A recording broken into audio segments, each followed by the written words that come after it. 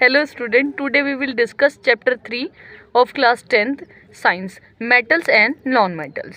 So first of all, according to the chapter, we will discuss that what is the metals or non-metals, and we can understand it very well.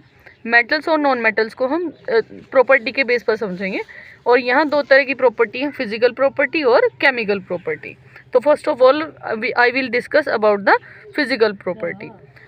First physical property is luster. The meaning of luster is shiny. Metals have shining surface. Although non-metals they do not have the shining surface except iodine. आपने देखा होगा कि metals क्या होती हैं. अगर हम लस्टरिटी को देखें, लस्टर को देखें, चमकीलापन देखें, तो मेटल्स में शाइनिंग सरफेस पाई जाती है, जबकि नॉन मेटल्स में शाइनिंग सरफेस नहीं होती आयोडीन को छोड़कर. आयोडीन इसका एक्सेप्शनल केस है. अब हम बात करते हैं हार्डनेस की.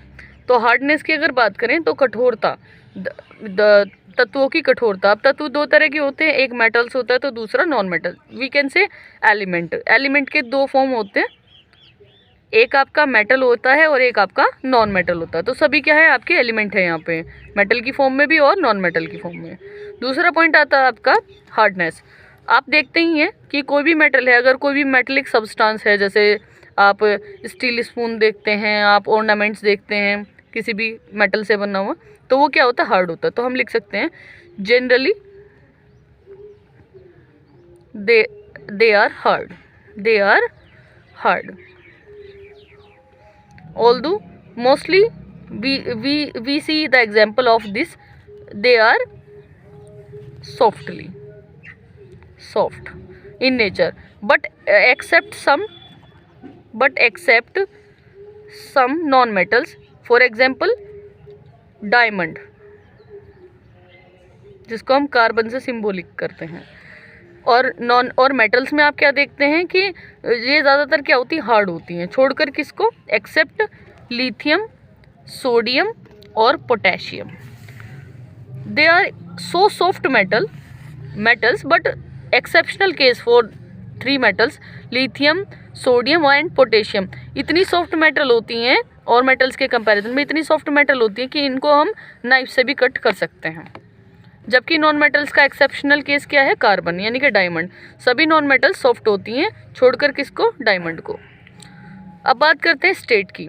अगर हम मेटल्स की स्टेट की बात करें तो मेटल्स क्या होती हैं, स्टेट का मतलब इनकी कंडीशन कैसी होती है. तो mostly you have seen the example in the all metals, they are solid. Although non metals are in the state of gaseous state. For example silver, Au, symbol is Au, silver, and Ag silver, Au gold, platinum, Pt, etc. Although we see the example of non-metals, carbon हो गया आपका, और हो सकती है बहुत सारी metals हैं आपकी, जो जैसे ग्रेफाइट हो गया आपका. Graphite also the symbol of carbon.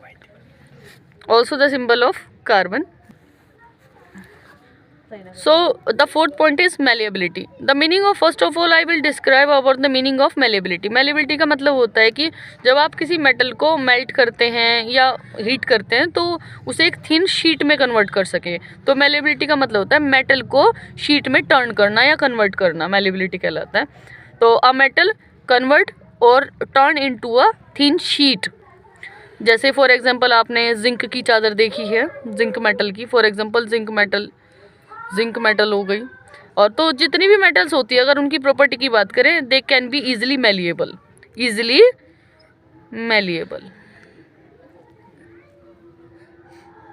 Although non metals are non malleable. For example paper can not be malleable because it is a non metal. Now I will explain about the ductility. The meaning of ductility, also convert a metal into a wire, not a sheet. Wire में convert करना. आपने देखा होगा metal के wire आते हैं, जैसे wiring करते हैं इलेक्ट्रिसिटी प्रोसीड करने के लिए, तो जो वायर एग्जाम्पल है मेटल का, वो आपकी डक्टिलिटी में आता है. तो it can be ductile. metals are ductile. That's the nature is ductility of the metal. Non ductile, non ductile, paper को आप डक्टाइल नहीं कर सकते। कंडक्टर, कंडक्टर का मीनिंग होता है the meaning of conductor is the electricity can easily pass or the electron can be easily passed through the metal or a element.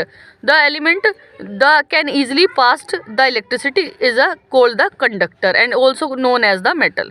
तो metal में क्या पाई जाती है, कंडक्टिविटी पाई जाती है, यानी कि मेटल क्या होती है, गुड कंडक्टर होती है। क्या होती है, मेटल आपकी गुड कंडक्टर होती है, अच्छी सुचालक होती है, किसकी, विद्युत की, यानी कि इलेक्ट्रिसिटी की। तो metals can easily proceed, the electricity can easily proceed in a metal. It is known as the conductivity and the metals are known as the conductor, good conductor of the electricity. And now about the non metals, they are non conductor, non conductor. And about the density and MP melting point, density और melting point, अब आपका density, now I will discuss about the density and melting point.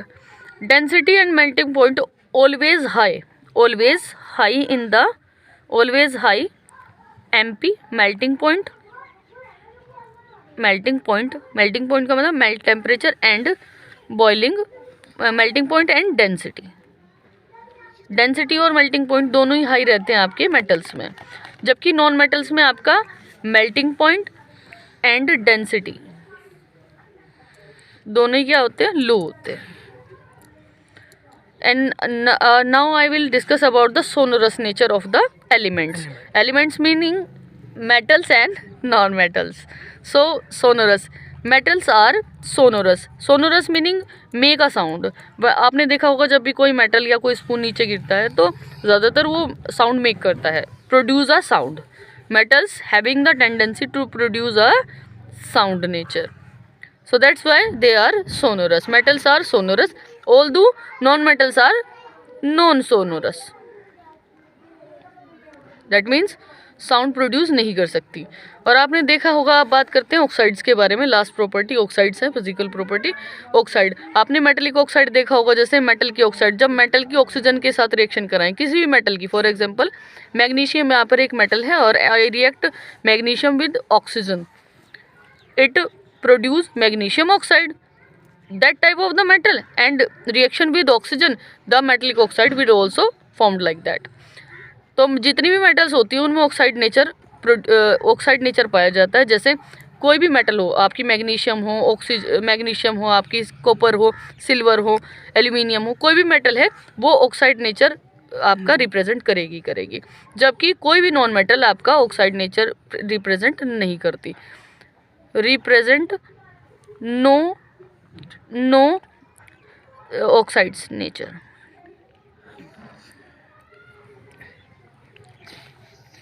Now I will discuss about the chemical properties of the elements, और elements यहाँ पर आपका क्या रहेगा, metals रहेगा। तो आप देख सकते हैं कि when copper react with oxygen, जब कॉपर ऑक्सीजन के साथ रिएक्शन करती है, तो अभी हमने पढ़ा है, तो वो क्या फॉर्मेशन देती है, ऑक्साइड फॉर्मेशन देती है। जैसी मेटल वैसा ही आपका ऑक्साइड बनता है अगर ऑक्सीजन के साथ रिएक्शन किसी भी मेटल की आप कराते हैं। जैसे कॉपर मेटल आपकी ऑक्सीजन के साथ रिएक्शन करती है तो कॉपर ऑक्साइड बनाती है, कलर होता है कॉपर ऑक्साइड का black colour. The next example also, ये इंपॉर्टेंट रहता है आपके बोर्ड एग्जामिनेशन के लिए, इसलिए मैंने दूसरा एग्जाम्पल भी ऑक्साइड की फॉर्म में लिया है आपका। So student, about the chemical reaction of the metal with oxygen. The metal is aluminium and react with O2 is equal to aluminium oxide. The name is aluminium oxide, Al2O3. And the next chemical property of the metals, reaction of metals with water. कोई भी metal है अगर water के साथ react कराते हैं, जैसे for example magnesium plus H2O is equal to magnesium oxide बनता है और आपका वाटर। अब स्पेशली एक बात मैं आपको बताना चाहती हूँ, यहाँ पर नोट के रूप में मैंने डाला हुआ है, if magnesium metal react with hot water it produce magnesium hydroxide and H2 gas. Specially for a note magnesium metal react with hot water. अगर मैग्नीशियम मेटल की हॉट वाटर के साथ रिएक्ट करती है, देखिए अगर वाटर के साथ रिएक्ट करती है तो मैग्नीशियम ऑक्साइड और हाइड्रोजन गैस बनाती है, और अगर हॉट वाटर के साथ रिएक्ट करती है और आपसे स्पेशली ये नोट पूछा जाए क्वेश्चन की फॉर्म में, तो सेम प्रोडक्ट फॉर्मेशन होगी magnesium plus H2O is equal to magnesium hydroxide plus H2 gas. Third property, chemical property of the metals, reaction of metals with acid. Metal is magnesium and acid is H2SO4, magnesium sulfate and H2. Fourth property of the metals, reaction with metals with solutions of other metal salts. For example, metal salt is copper sulfate and metal is also iron. Then the displacement reaction takes place, single displacement FeSO4 plus Cu. So student ये वाली reaction आप single displacement में भी आप example में रख सकते हैं। या कई बार आपसे पूछा जाता है what happen when copper sulphate when iron metal is dip in a copper sulphate solution. तो यहाँ आपने देखा रिएक्टिविटी सीरीज में आपने पढ़ा था कि कॉपर सल्फेट सॉल्यूशन में से आयरन मेटल रिएक्टिव मेटल है और कॉपर इससे लीस्ट रिएक्टिव है, इसलिए ये इसको यहाँ से रिड्यूस कर देगी, डिकम्पोज कर देगी, डिस्प्लेस कर देगी। Reactivity series of the metals, reactivity series of the metal हमें क्या बताती है कि एक ऐसी सीरीज मेटल की जिसमें मेटल्स एक रिएक्टिविटी सीरीज ऑर्डर को फॉलो करती है। So for the example, all the metals do not react with the same rate, some react with very fast, some react with very slowly and fast. आपने क्या देखा कि सभी metals क्या होती हैं, रिएक्ट नहीं कर पाती विद द सेम रेट, एक ही जैसी रेट से, यानी कि एक ही जैसी टेंडेंसी मेटल्स में नहीं होती। कोई देर से रिएक्शन करती है तो कोई बहुत फास्ट करती है, इसे ही कहते हैं not having not a same rate of the reaction. Some react very fast, some react very slowly. कुछ मेटल्स ऐसी होती है जो बहुत तेज़ी से रिएक्शन करती हैं, कुछ ऐसी होती हैं जो बहुत धीरे धीरे रिएक्शन करती हैं। So according to the definition, the series of the metals, metal की ऐसी series in decreasing order of the reactivity, जो रिएक्शन करने की डिक्रीजिंग ऑर्डर में दिखाई जाती हैं, इसे ही रिएक्टिविटी सीरीज ऑर्डर कहते हैं और इसे रिएक्टिविटी कहते हैं। अब आपकी रिएक्टिविटी सीरीज इस प्रकार है। सबसे फर्स्ट ऑफ ऑल टॉप पर किसको रखा गया, पोटेशियम मेटल को, उसके बाद सोडियम को, बेरियम को, कैल्शियम को, मैग्नीशियम को, एल्यूमिनियम को, जिंक को, आयरन को, निकिल को, स्टेनस को, लेड को, और आप देख सकते हैं इनसे नीचे आपका हाइड्रोजन आ जाता है। जैसे ही हाइड्रोजन के नीचे वाली मेटल की हम बात करते हैं, ये लीस्ट रिएक्टिव होती है, यानी कि हाइड्रोजन से भी बहुत ही कम रिडक्शन दिखाती हैं।